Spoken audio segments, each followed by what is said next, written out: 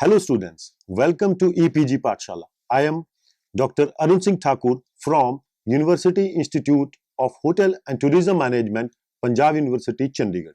Today we are going to discuss about the module Indian Contract Act 1872 from the paper Tourism and Hospitality, Entrepreneurship and Legal Environment. The present module deals with understanding the law Indian Contract Act 1872. After studying this module, you will be able to define the term contract, know about the parties to contract, comprehend essentials of a valid contract, and pen down the different types of contract. Operating business is a relative term, requires contracting among many stakeholders. There must be a clear understanding among the various parties involved in the business. This understanding is derived through a written document between the parties with intention of righteous conduct. Such documents are called as contract. In India, the provisions for entering into contracts are laid down by the Indian Contract Act 1872. The Act addresses all the legalities for entering into the contract, which is legally enforceable and thus called as a valid contract. A contract between the parties must satisfy few essential things to be considered it as a valid contract. According to Section 10 of Indian Contract Act, all agreements are contracts if they are made by free consent of the parties competent to contract for a lawful consideration and with lawful object, and not hereby expressly declared to be void. Here are the essential elements for making a contract valid. Now, dear students, we'll discuss what is law, a rule or body of rules essential for binding a human society. It is defined as the rule of conduct and ethics that guide all people. Without law, there can be no public order and policy. Law and society are related to each other. Nothing can explain without any of them. Law also need to be changed according to the changes the society faces, because without the necessary changes, law cannot keep pace with society. Without the control of the law, the society became jungle or at least barbaric.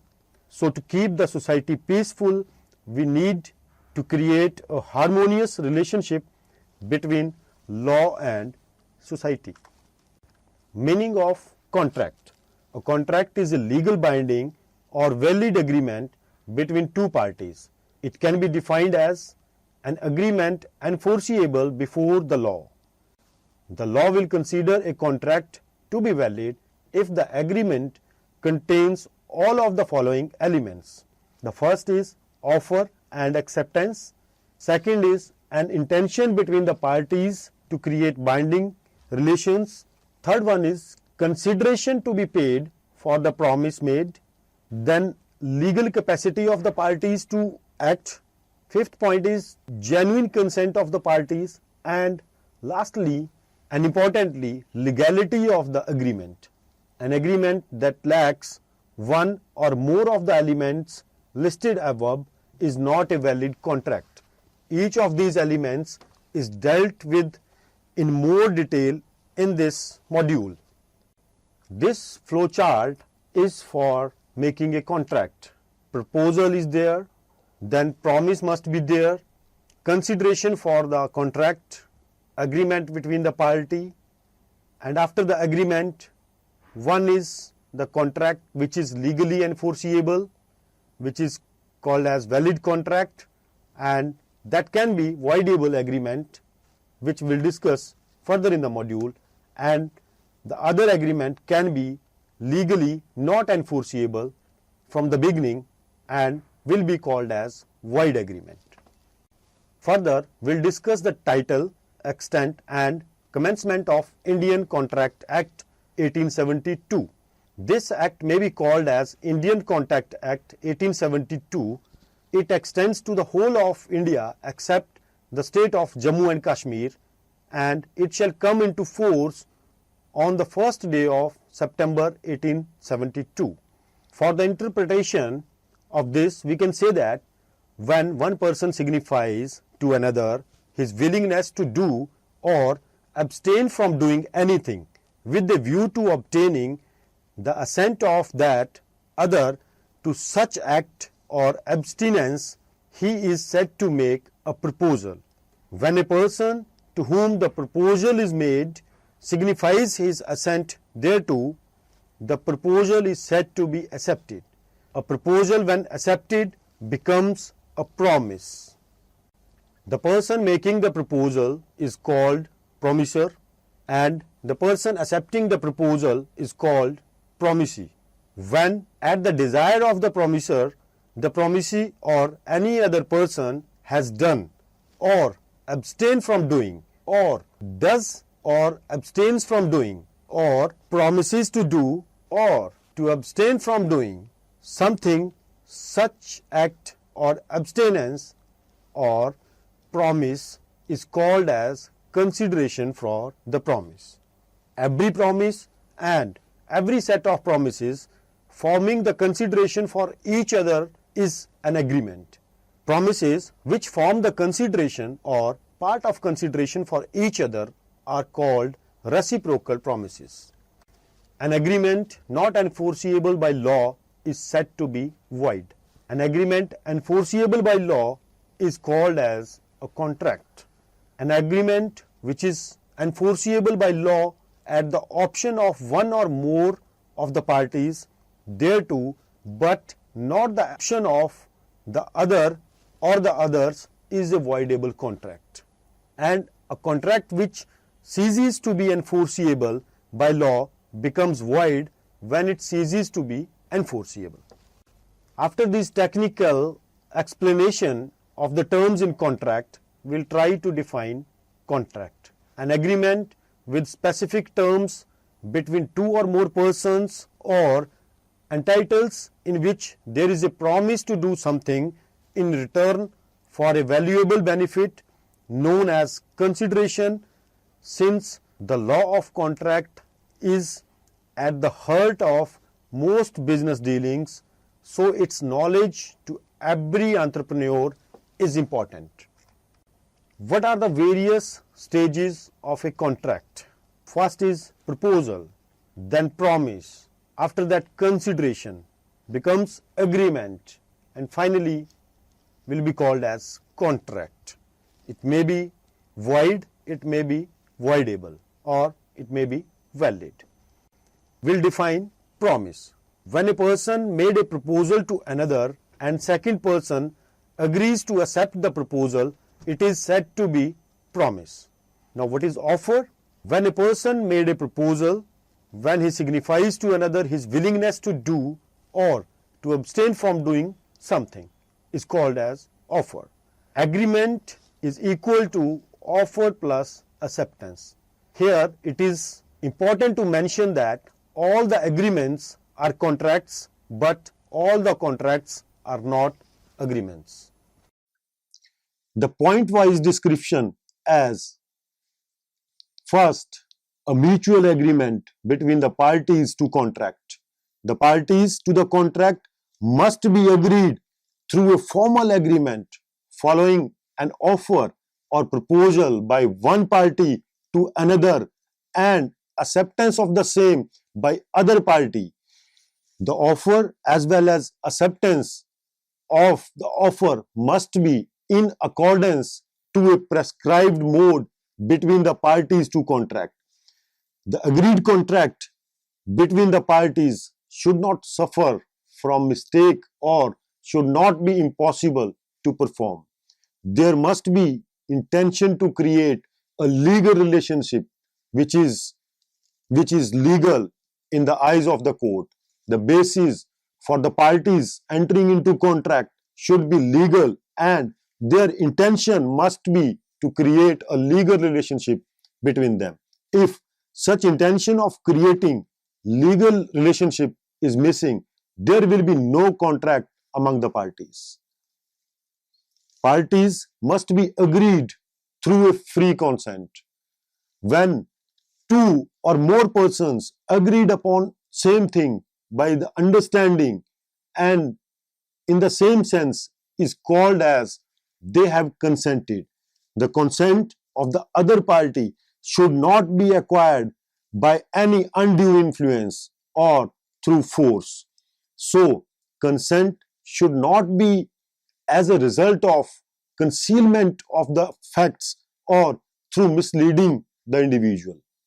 For example, in case of a dacoit obtain certain goods from the individual at a gunpoint, can retains the possession of the goods until the actual owners claim the goods back. In this case, maintaining the possession of the goods does not make him the owner, and thus he cannot enter into contract claiming the ownership of those goods. Here are few essentials which we'll try to understand with the help of the diagram. First is there has to be an offer followed by acceptance, the free consent of the parties, there must be a consideration, and contract will be valid only if the object is lawful, parties to the contract must be competent, and there must be intention to create legal obligation and relationship. A mutual agreement between the parties to contract, there must be intention to create a relationship which is legal. Parties must be agreed through free consent. The parties to the contract should be competent enough. Legality of the object should be there. Contract should not be declared void by the law of the land. There has to be a possibility of performance of the object in the contract, and registration and the legal compliance is required for making a contract valid. Fourth point is the parties to the contract should be competent. A minimum of 2 parties are required for a valid contract. All the parties who are entering into contract, they must be competent in all respect. A contract is legal binding, and thus parties entering into contract must have a legal capacity to justify their competency. As per the law of the land in India, anybody who is competent to enter into contract after he became major in terms of age should be of a sound mind person, of a sound mental health, and should not be in control of toxic substances. Then fifth point, emphasize upon legality of the object. There is essential element for a valid contract that is called as consideration. Any such agreement between the parties without any consideration is merely a statement, and there is no binding on the other parties. So, contracts are when the promise is made in return of something. This something is called as consideration.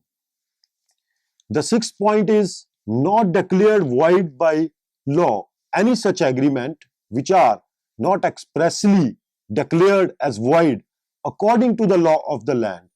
In our country, the agreements which are restraining individuals from trade, restraining individuals from getting married, etc., are declared as void under Indian Contract Act of 1872. For example, Ram having 2 motorbikes, one is black in color and other is white. Ram wanted to sell his black motorbike to his friend Arjun, but Arjun is only aware about the white colored motorbike of Ram and offered to purchase it on rupees 20,000. Ram accepts his offer thinking that the offer is for the black colored motorbike. Now such contract between Ram and Arjun is void because they have not be considered as consented because they have not understood the same thing in the same sense. Types of contract. Classification on the basis of enforceability. The first type is the valid contracts. Those contracts which fulfill all the essentials according to Indian Contract Act of 1872 are called as valid contract. Such contracts are enforceable by law anywhere within the boundaries of India. The second one is the void contracts. Those contracts which are enforceable at the time of contract, but after some time it became void contract due to impossibility of the performance or maybe illegal consideration in the contract. For example, a person entered into a contract with other person, agreed him to sell his house for a sum of rupees 5 lakh. The market cost of the house was rupees 10 lakh. But due to the coercion by first person over the other, he agreed. In this case, the seller in future wants his house back and will able to prove the effect of coercion, the contract will be declared as void. For example, Ram agreed to sell his car to Arjun for amount rupees 1 lakh. For Ram, the consideration is rupees 1 lakh, and for Arjun, the consideration is car. Consideration is required evidence by law to know the intention of the parties who are entering into contract for establishing a legal relationship. Thus, consideration should be a real and not the illusion or illegal one. For example, Ram cannot offer to sell his car to Arjun for a consideration that he will help him out in a bank robbery. Another example we can take where Ram and Arjun are the competitors of each other in their business. Ram, being a big corporate house, offered money to Arjun to close down his business through a mutual agreement. Arjun subsequently shut down his business and thereafter Ram refused to pay him the money. It was held by the court that the agreement was void and thus money cannot be recovered from Ram.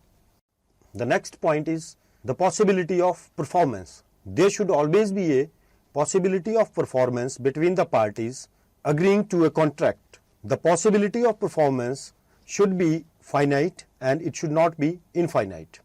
If the consideration is vague and not possible to perform, that means the contract cannot be enforced.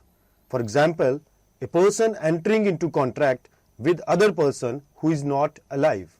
The next point was regarding registration and legal compliance.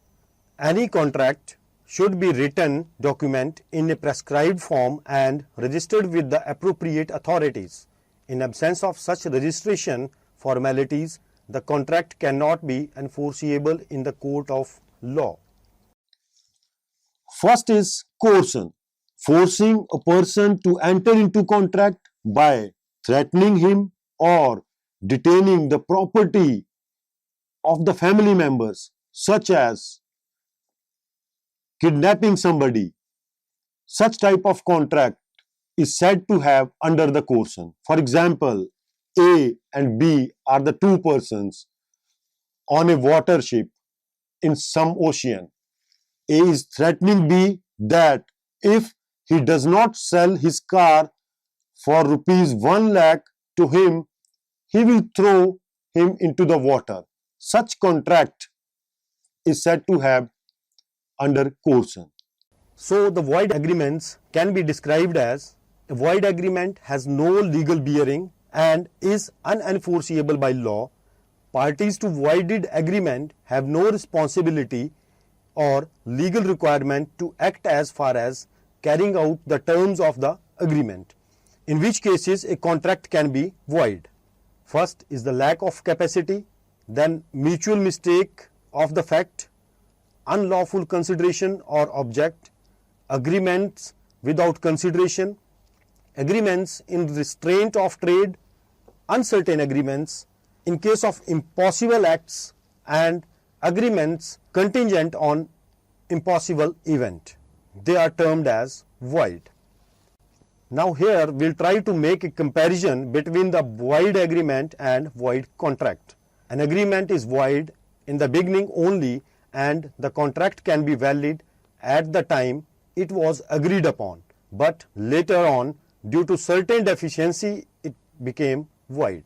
Thus, void agreement can fetch you following effects. It will not be enforceable at all. The financial loss or the loss of property cannot be reverted again as the agreement is considered enforceable by law. The third category is the voidable contract.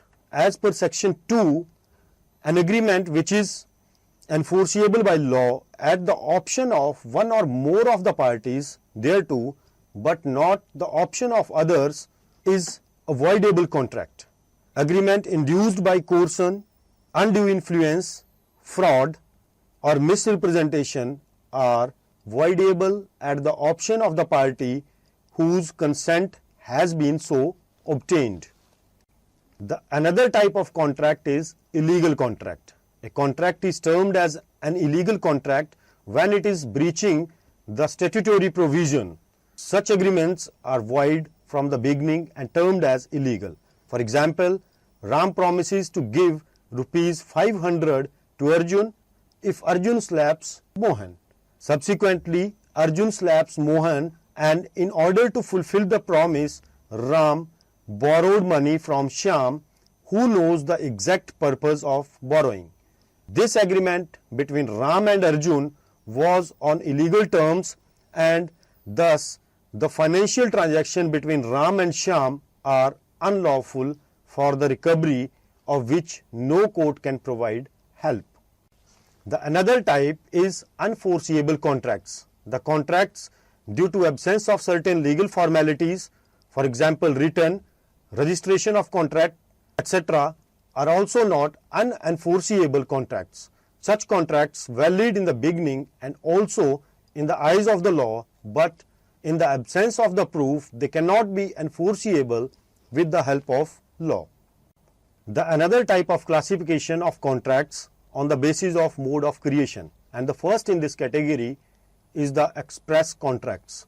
When the parties entering into the contract through just the words spoke by the parties are written are called as express contracts. The parties in such contracts express their intentions for the terms of contract. The second type is implied contracts. When the actions of the individuals automatically forced him to enter into the contract is called as implied contract. We can take an example to understand. A person hiring a taxi to reach a destination, he automatically by his actions enter into an implied contract with the taxi driver for paying money as fare. Another type of category of the contracts on the basis of extent of execution. The first type is executed contracts, when nothing remains pending to perform from either parties to the contract are called as executed contracts. The second type is executory contract, when there is something remains pending to perform by both the parties in future. Such type of contract is called as executory contract. For example, Ram agrees to sell his bike to Arjun for rupees 20,000. There is no other condition in this contract about the transaction to fulfill. That means both the parties have certain pending actions for the fulfillment of contract. Now here is the clarification of the terms as per Indian Contract Act. First is offer. An offer is defined as when a person made a proposal when he signifies to another his willingness to do or to abstain from doing something. And the various types of offer are express offer, when offer is given to another person either in writing or in oral. Second is implied offer, when offer is given to another person neither in writing nor in oral. Then specific offer, when offer is given to a specific person. General offer, when offer is given to entire world at large. Cross offer, when both the persons are making identical offers to each other in ignorance of others' offer.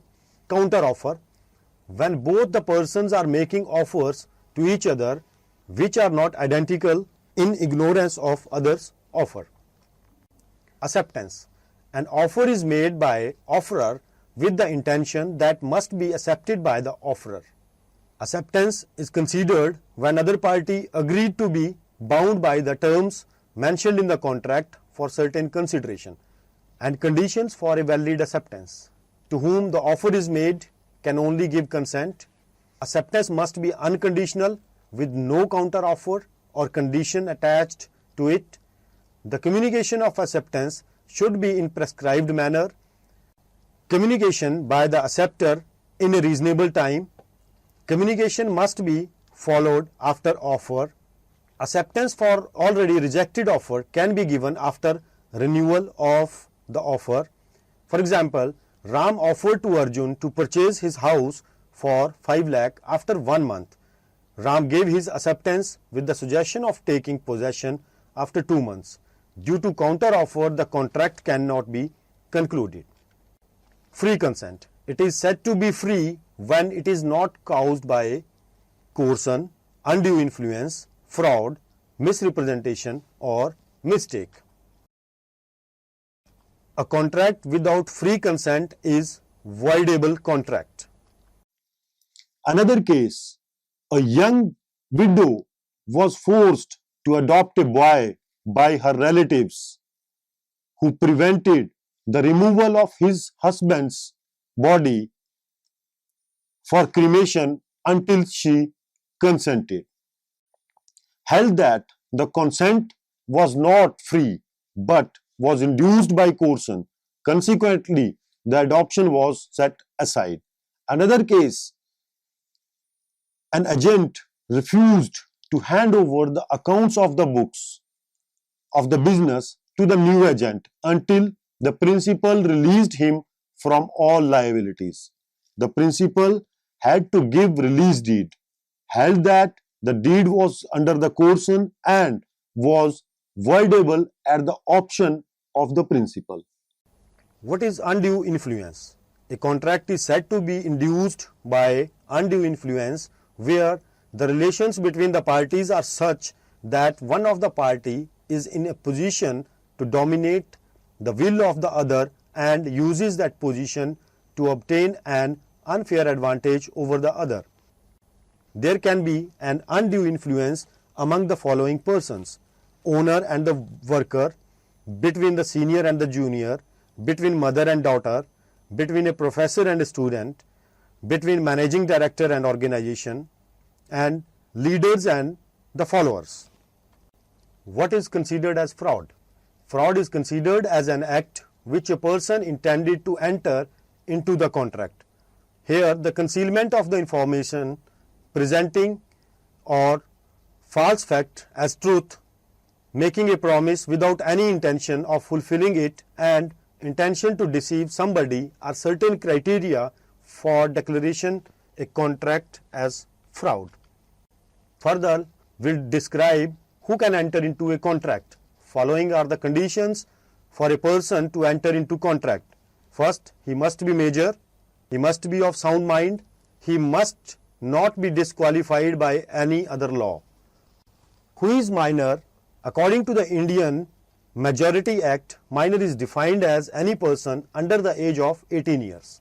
Can unsound person enter into contract? For this question, we'll have following points. A person generally of sound mind, occasionally unsound, can enter into contract when he is of sound mind. In other case, a person generally unsound, occasionally sound, can enter into contract when he is sound mind. Who are the person of unsound mind? Mad people, idiots, drunken or intoxicated persons, or crazy persons can be called as persons of unsound mind. Then what is unlawful objectives and void agreements called? Unlawful agreements are the following cases in which there is restraint of an individual from parental rights, restraining a person from undertaking a profession, restraining a person from getting married, restraining an individual from conduction of trade or business which is legal as per the law of the land. So, students, let us summarize what we have learned in this module. Indian Contract Act of 1872 is very important business law, and knowledge of it to the entrepreneurs can save them legally as well as financially. The understanding of the essentials of the contract and competent parties to the contract is very important. This act considered as the mother of all business laws such as Sales of Goods Act, Contract of Indemnity, Contract of Agency and Contract of Bailment. Thank you very much.